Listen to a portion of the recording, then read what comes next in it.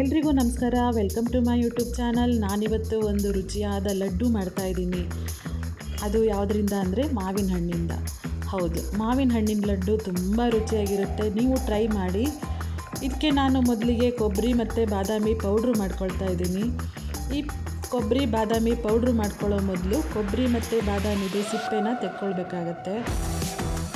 ಅದನ್ನು ಈಸಿಯಾಗಿ ಹೇಗೆ ತೆಗೆಯೋದು ಅಂದರೆ, ಒಂದು ಪಾತ್ರೆಯಲ್ಲಿ ನೀರು ಕುದಿಯೋದಕ್ಕಿಟ್ಟು ಅದರಲ್ಲಿ ಕೊಬ್ಬರಿ ಮತ್ತು ಬಾದಾಮಿನ ಹಾಕಿ 5 ನಿಮಿಷ ಮುಚ್ಚಳ ಮುಚ್ಚಿಟ್ರೆ 5 ನಿಮಿಷದ ನಂತರ ಈಸಿಯಾಗಿ ಕೊಬ್ಬರಿ ಮತ್ತು ಬಾದಾಮಿದು ಸಿಪ್ಪೆ ತೆಕ್ಕೋಬೋದು.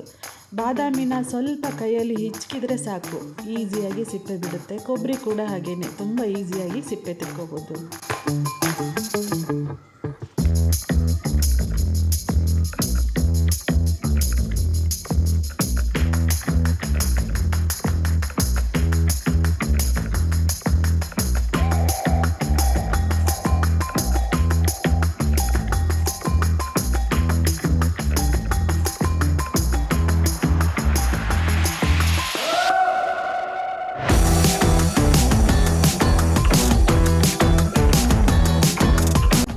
ತೆಗೆದ ಕೊಬ್ಬರಿ ಮತ್ತು ಬಾದಾಮಿನ ಸಣ್ಣದಾಗಿ ಕಟ್ ಮಾಡಿಕೊಂಡು ಮಿಕ್ಸಿ ಜಾರಿಗೆ ಹಾಕಿ ಪೌಡ್ರು ಮಾಡ್ಕೊಳ್ಬೇಕು.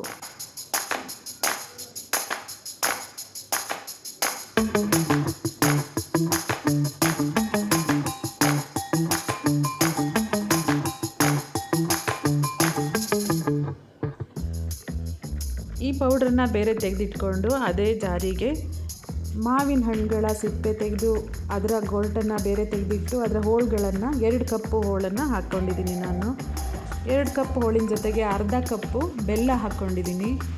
ಸ್ವೀಟ್ ಜಾಸ್ತಿ ಬೇಕಾಗುತ್ತೆ ಅನ್ನೋರು ಜಾಸ್ತಿ ಬೆಲ್ಲ ಕೂಡ ಹಾಕ್ಕೋಬೋದು. ಹಾಗೆಯೇ ಬೆಲ್ಲ ಇಷ್ಟ ಆಗದಿದ್ರೆ ಸಕ್ಕರೆ ಕೂಡ ಹಾಕ್ಕೋಬೋದು. ನಾನಿಲ್ಲಿ ಬೆಲ್ಲ ಹಾಕ್ಕೊಂಡಿದ್ದೀನಿ. ಸಕ್ಕರೆ ಹಾಕಿದರೆ ಉಂಡೆ ಸ್ವಲ್ಪ ಗಟ್ಟಿ ಬರುತ್ತೆ, ಬೆಲ್ಲ ಹಾಕಿದರೆ ಸ್ವಲ್ಪ ಸಾಫ್ಟ್ ಆಗುತ್ತೆ. ಆದರೂ ಟೇಸ್ಟ್ ತುಂಬ ಚೆನ್ನಾಗಿರುತ್ತೆ. ನೋಡಿ, ಟ್ರೈ ಮಾಡಿ.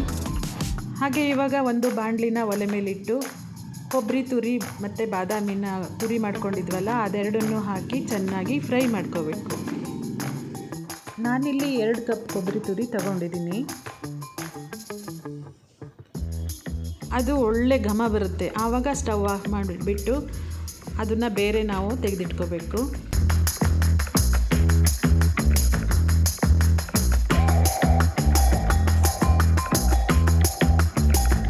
ಪುನಃ ನಾವು ಬಾಣಲೆನ ಬಿಸಿಗಿಟ್ಬಿಟ್ಟು ಅದರಲ್ಲಿ 1 ಕಪ್ಪು ಚಿರೋಟಿ ರವೆನ ಹಾಕ್ಕೊಂಡಿದ್ದೀನಿ. ಹಾಗೆ ಜೊತೆಯಲ್ಲಿ 4 ಚಮಚ ತುಪ್ಪ ಹಾಕ್ಕೊಂಡಿದ್ದೀನಿ. ಎಷ್ಟು ಬೇಕಿದ್ರೂ ಹಾಕ್ಕೋಬೋದು, ಜಾಸ್ತಿ ಬೇಕಿದ್ರೂ ಹಾಕ್ಕೋಬೋದು. ಇದನ್ನು ಕೂಡ ಚೆನ್ನಾಗಿ ರವೆ ಬೇಯೋ ತನಕ ಹುರ್ಕೋಬೇಕಾಗುತ್ತೆ. ರವೆ ಹುರ್ಕೊಳ್ತಾ ಅದರದ್ದು ಘಮ ಬರುತ್ತೆ. ಜೊತೆಗೆ ರವೆ ಕೂಡ ಸ್ವಲ್ಪ ಅರಳುತ್ತೆ. ಆವಾಗ ಗೊತ್ತಾಗುತ್ತೆ ಅದು ಬೆಂದಿದೆ ಅಂತ. ಆವಾಗ ನಾವು ಕೊಬ್ಬರಿ ಪುಡಿ ಮಾಡ್ಕೊಂಡಿದ್ವಲ್ಲ, ಆ ಕೊಬ್ಬರಿ ಪುಡಿಯನ್ನು ಸೇರಿಸಿ ಸ್ವಲ್ಪ ಫ್ರೈ ಮಾಡಿಕೊಂಡು ಜೊತೆಗೆ ಸ್ವಲ್ಪ ಏಲಕ್ಕಿ ಪೌಡ್ರನ್ನ ಸೇರಿಸಿ, ಹಾಗೆಯೇ ನಾವು ಮಾವಿನ ಹಣ್ಣು ಮತ್ತು ಬೆಲ್ಲ ಗ್ರೈಂಡ್ ಮಾಡ್ಕೊಂಡಿದ್ವಲ್ಲ ಅದನ್ನು ಕೂಡ ಸೇರಿಸ್ಕೋಬೇಕು.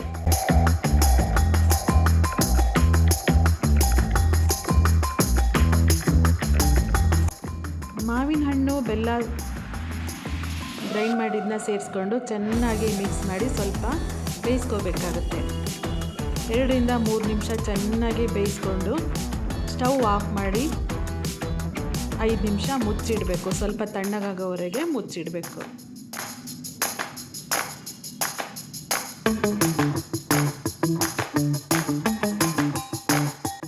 ನಾನು ಮೊದಲೇ ಕೊಬ್ಬರಿ ಬಾದಾಮಿ ಪೌಡ್ರನ್ನ ಸ್ವಲ್ಪ ತೆಗೆದಿಟ್ಕೊಂಡಿದ್ದೆ. ಇವಾಗ ನಾವು ಬೇಯಿಸಿರೋದು ಸ್ವಲ್ಪ ತಣ್ಣಗಾಗಿದೆ.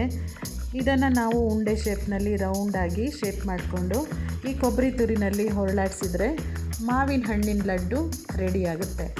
ಇದು ನಿಜವಾಗ್ಲೂ ಎಲ್ಲರೂ ಇಷ್ಟಪಡ್ತಾರೆ. ಅದರಲ್ಲೂ ಮಕ್ಕಳು ತುಂಬಾ ಇಷ್ಟಪಟ್ಟು ತಿಂತಾರೆ.